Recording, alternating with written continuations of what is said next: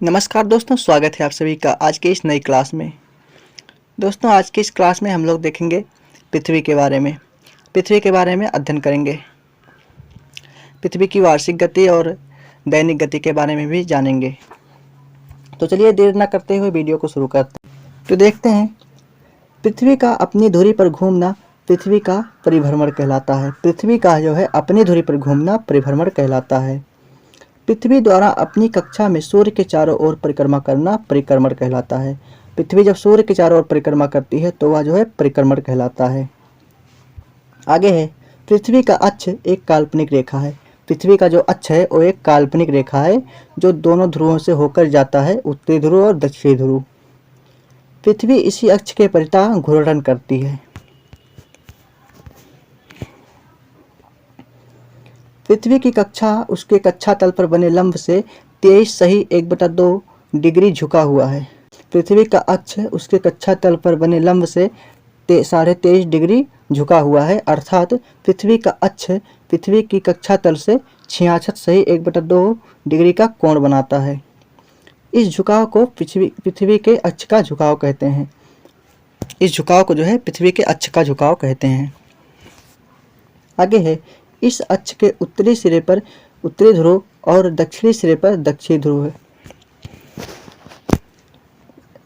यहाँ देख लीजिए चित्र में, ये जो है ये उत्तरी ध्रुव है और ये दक्षिणी ध्रुव है और जो पृथ्वी है वो अपने अक्ष से जो है 23.5 डिग्री झुकी हुई है।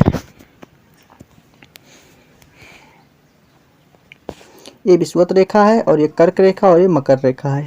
आगे है पृथ्वी का दैनिक गति। पृथ्वी की दैनिक गति यानी कि परिभ्रमण। पृथ्वी पश्चिम से पूर्व दिशा में दक्षिणावर्त घूमते हुए 24 घंटे में एक घूर्णन पूरा करती है। घूर्णन की इस एक समयावधि को एक पृथ्वी दिवस कहते हैं। घूर्णन की इस एक समयावधि को एक पृथ्वी दिवस कहते हैं। यही पृथ्वी की दैनिक गति है। इस गति के कारण ही दिन रात होते हैं। मतलब कि पृथ्वी की दैनिक गति के कारण ही दिन और रात होते हैं। आगे है, सूर्य, चंद्रमा आदि आकाशीय पिंड पृथ्वी के घूर्णन के विपरीत दिशा में पूर्व से पश्चिम की ओर गति करते हुए दिखाई देते हैं।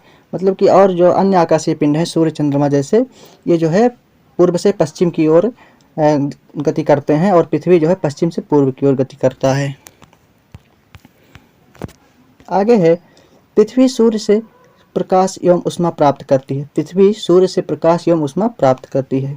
पृथ्वी का आकार लगभग गोल होने के कारण एक समय में इसके आधे भाग में ही सूर्य का प्रकाश पड़ता है।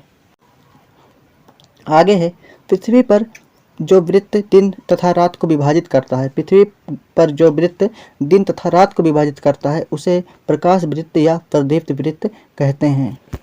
Circle of illumination. आगे है, पृथ्वी की वार्षिक गति परिक्रमण। पृथ्वी सूर्य की एक परिक्रमा 365 दिन 6 घंटे में पूरा करती है। पृथ्वी जो है सूर्य की एक परिक्रमा 365 दिन 6 घंटे में पूरा करती है। यह पृथ्वी की परिक्रमण गति या पृथ्वी की वार्षिक गति है। इस गति को जो है पृथ्वी की परिक्रमण गति या पृथ्वी की वार्षिक गति कहते हैं। प्रत्येक वर्ष के अतिरिक्त 6 घंटे हर चौथे वर्ष में एक अतिरिक्त दिन 24 घंटा के रूप में जोड़ दिया जाता है। प्रत्येक वर्ष के बढ़े हुए 6 घंटे को चौथे वर्ष में एक अतिरिक्त दिन के रूप में जोड़ दिया जाता है और यह लीप ईयर होता है। यह चौथा वर्ष 366 दिन का होता है। इसे अधिवर्ष यानी कि लीप ईयर कहते हैं। इस साल फरवरी माह में 28 दिन के बजाय 29 दिन होते हैं। आगे है, पृथ्वी सूर्य के चारों ओर दीर्घवृत्ताकार पथ पर परिक्रमा करती है।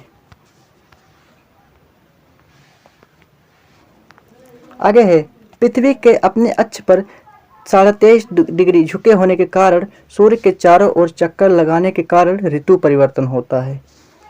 3 जनवरी को पृथ्वी सूर्य के सर्वाधिक निकट होती है। कभी कभी प्रश्न में पूछ लेता है कि पृथ्वी सूर्य के सर्वाधिक निकट कब होती है, तो 3 जनवरी को पृथ्वी जो है सूर्य के सर्वाधिक निकट होती है। इस स्थिति को उपसौर कहते हैं। इस स्थिति को जो है उपसौर कहते हैं। 4 जुलाई को पृथ्वी सूर्य से सर्वाधिक दूर होता है। इस स्थिति को अपसौर कहते हैं।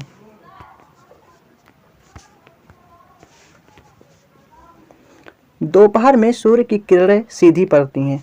दोपहर में सूर्य की किरणें पृथ्वी पर सीधी पड़ती हैं तथा प्रकाश कम क्षेत्र में फैलता है, इसलिए दोपहर में प्रकाश की तीव्रता अधिक होती है। प्रातः एवं सायंकाल में सूर्य की किरणें तिरछी पड़ती हैं तथा प्रकाश अधिक क्षेत्र में फैलता है। प्रातः एवं सायंकाल में सूर्य की किरणें पृथ्वी पर तिरछी पड़ती हैं और प्रकाश जो है अधिक क्षेत्र में फैलता है, जिससे जो है इस समय प्रकाश की तीव्रता दोपहर की तुलना में कम होती है। पृथ्वी के अक्ष का झुकाव वर्ष भर एक ही ओर रहता है। पृथ्वी के जो अक्ष का झुकाव हो वो वर्ष भर एक ही ओर रहता है। यदि पृथ्वी अपनी अक्ष पर ना झुकी होती, यदि पृथ्वी जो है अपनी अक्ष पर झुकी ना होती तो परिक्रमण गति के बावजूद भी ऋतु परिवर्तन नहीं होता। मतलब कि पृथ्वी का अपने अक्ष पर झुका होने के कारण ही ऋतु परिवर्तन होता है। सूर्य से प्रकाश एवं उष्मा के रूप में प्राप्त ऊर्जा को सूर्य ताप कहते हैं। कभी कभी प्रश्न पूछ लेता है कि सूर्य ताप क्या है, तो सूर्य से प्रकाश एवं उष्मा के रूप में जो ऊर्जा प्राप्त होती है उसे सूर्य ताप कहते हैं। तो दोस्तों, हमारा अगला टॉपिक है ऋतु परिवर्तन। इसकी चर्चा हम लोग अगली वीडियो में करेंगे और वीडियो कैसा लगा कमेंट में बताइए। तो मिलते हैं नेक्स्ट वीडियो में, तब तक के लिए जय हिंद।